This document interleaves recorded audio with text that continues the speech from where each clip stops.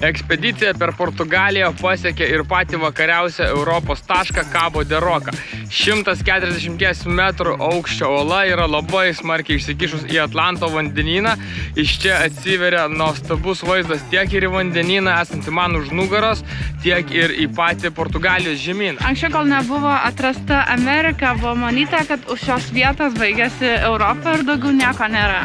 O mes dabar su Virginija einam į patį aukščiausią šios vietos tašką, būtent Švyturį, ir pasigrožėsim iš ten atsiveriančią panoramą. Įdomus faktas, kad Švyturys yra veikiantis ir šiai dienai.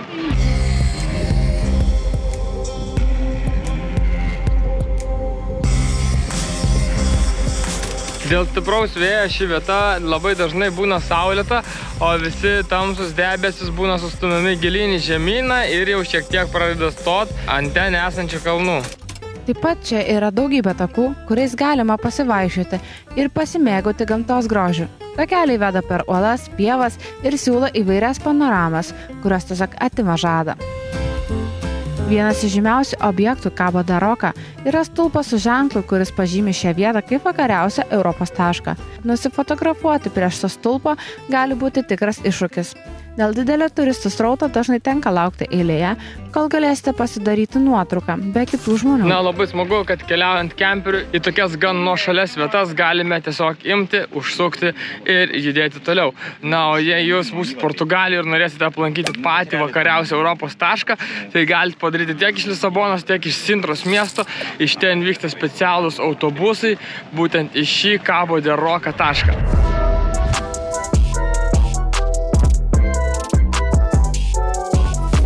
Važiuojame per vieną iš Lisabonos tiltų, jungiančių centrinę Portugaliją su pietinė jos dalimi. Ne itin ilga, bet tiltą esantį arčiausiai Atlanto vandenyno. Ten po kairę Vasco de Gamos tiltas. Čia Jėzaus skulptūra, stovinti kitame tilto gale. Tai labas rytas, ruošiamės į Lisabonos turą. Užsidėsiu pirmą kartą savo naują kepurę Route 66. Ispanijoje kažkada pirkau už 20 centų, visiškai original Route 66. Kažkokia akcija buvo, žodžiu. O taip, Ispanijai tokios drabužių kainos. Nežinau, čia rūbai kavą išdaustyti. Sunku labai, žinokit, čia apsirengti, nes nesinori sušilt, nesinori, kad ir būtų vėsu, nes taip va toks labai suktas oras. Nepritrins. Pritrins be kojų. Nepritrins. Nu, nefilmuok, kaudro, nu. Kaip čia tu atrodai, pasirodė, kad galėsi eiti Lisabonos gatves? Nu, galėsiu. O, kaip žodai gražiai atrodo. Norėjom pasipuošti su skrybelėmis, bet jo supelijo. Buvo labai daug drėgmės, labai daug vėjo, o ten kaupėsi kondensatas šiek tiek. Skrybelės medžiaga yra tokia, kuri labai greit pelyja. Tai žodžiu viskas tokiu kaip kailio apsitraukia. Paliekam kemperių čia parke, kemperių orėjai ir varom pasišauti traukinį ir varysim tiesiai į Lisabonos centrą.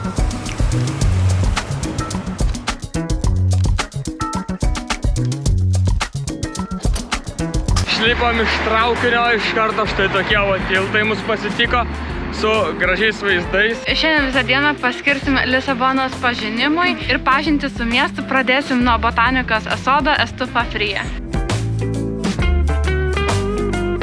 Žodžiu, neįsim čia. Tetos paaiškino, kad šiandien nedirba, dirba rytoj. Pasirodo, pirmadienis uždaryta. Tai varom ieškoti kito objekto, kurį esam susiplanavę aplankyti.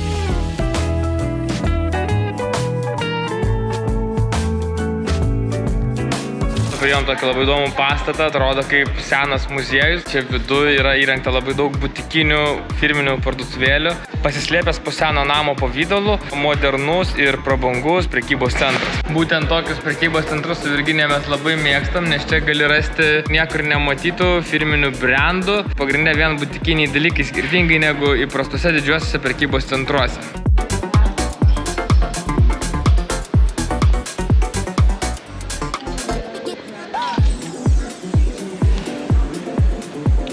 Antram aukšte dar ir paveikslų galima pasižiūrėti, vat galerija tokia puikuojasi. Čia viskas taip dvelkia senų laikų prabanga, kad net šie turėklai yra apsiūti specialia tokia veliūrinė medžiaga, kad būtų minkšta ir labai gražiai atrodytų.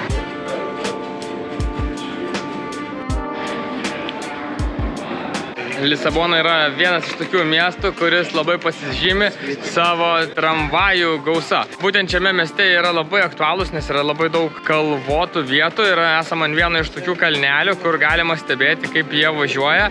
Elevator do Biko, viena iš tų gražiausių vietų, kur galima atvykti ir nusifotografuoti tramvajų. Štai tokie tramvajai čia važiuoja, mašinisto vairas ir kabina vežti keleivius.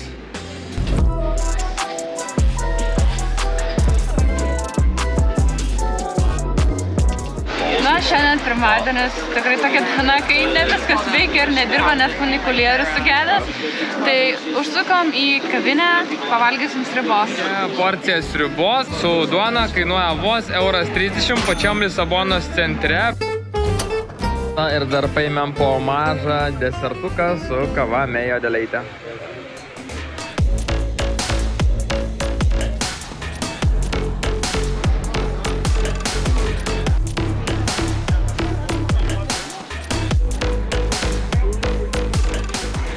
Atvarėm į patį centrą, bandysim pasigauti kokį tramvajų ir truputį prasilėkti su juo šio didelio miesto gatvėmis. Jau gerą pusvalandį laukiame eilėje, kad pavažiuoti populiariausių ir seniausių tramvajaus maršrutų.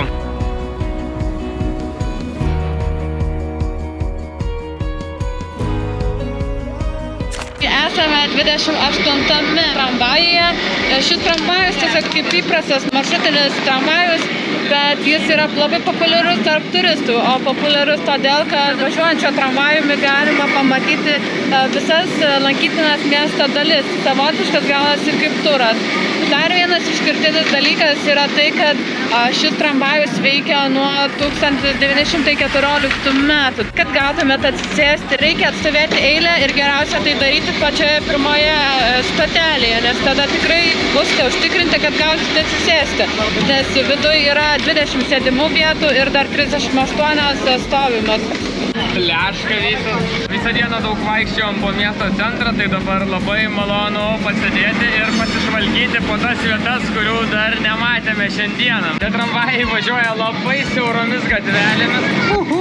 Šalia balkonėlių. Ir atrodo, kartais, kad net ranką iškišti jau per langą yra žiauriai pavojinga, nes gali tiesiog nunešti.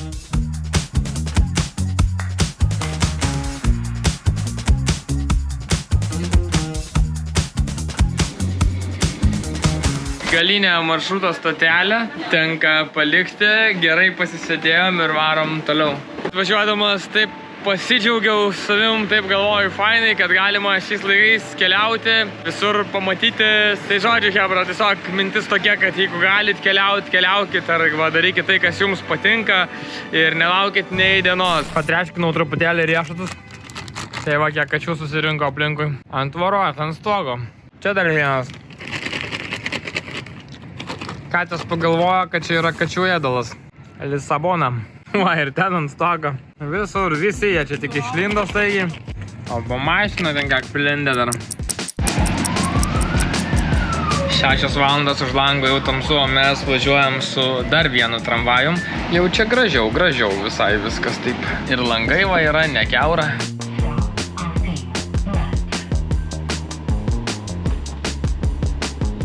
Išlipom šiek tiek anksčiau, dar kilometras iki Beleno bokšto, o čia yra Švento Jeronimo vienuolynas ir labai gražus, va čia kažkoks tai dar muziejus. Nu, žodžiu, vakare miestas irgi labai gyvas, gražus, daug spalvų ir apšvietimo.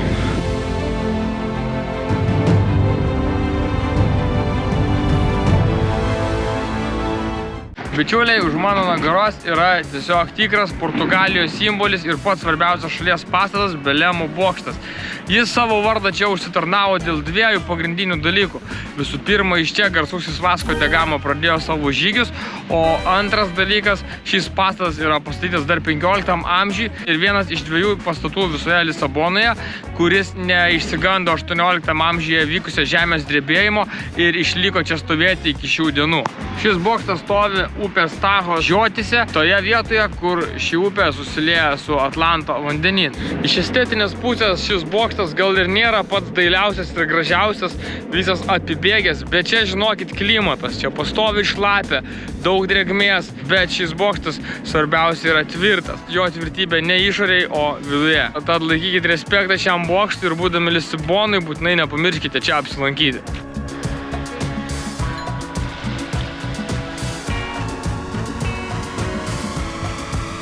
Pakeliui nuo Belemo bokšto. Atėjom į Pastel de Belém. Tai yra vieta, kur nuo 1837 metų gamina Portugalijoje labai populiarias pastel de nata. Tai nam pasižiūrėsim į vidų. Čia būna labai daug žmonių, bet šiandieną pirmadienis ir nėra jokių eilių.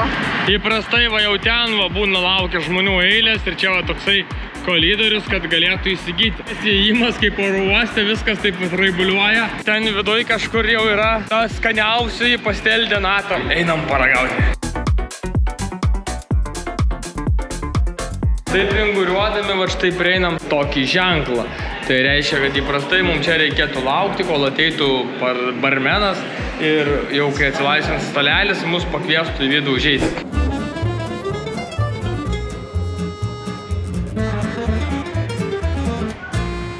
Užsisakėm original pastel de Belém. Pastel de nata iš tikrųjų yra nuo jų nukopijuotas dalykas. Padavėjas sakė, būtina užsakyti 2 vienam žmogui, sakė, jums tikrai patiks.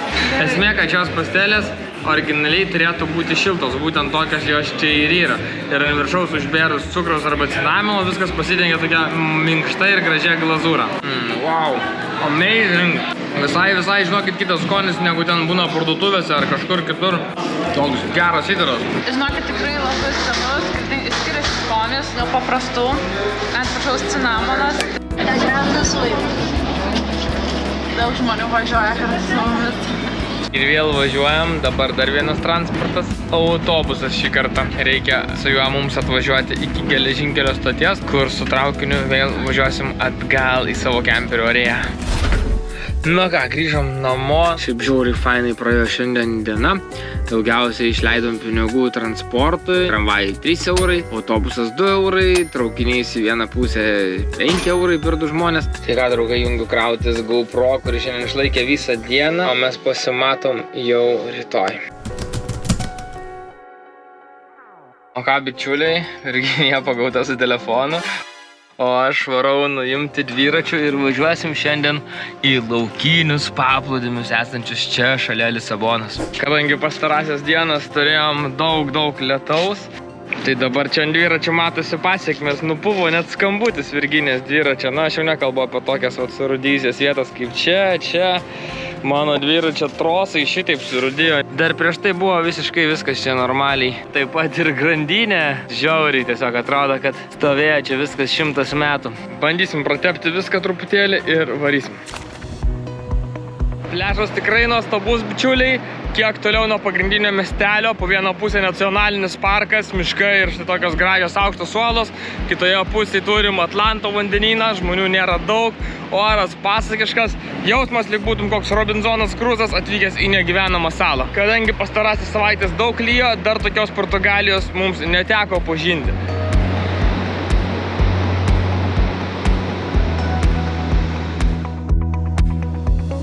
O vaikštant po paplūdimį galima rasti ir štai tokių grožybių.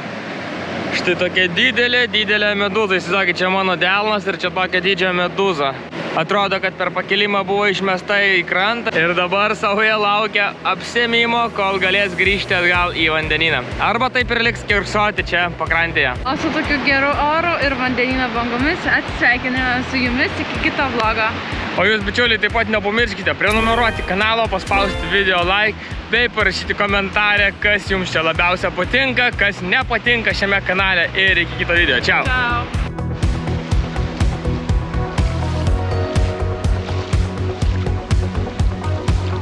O vandenyno vanduo mums visai nešaltas.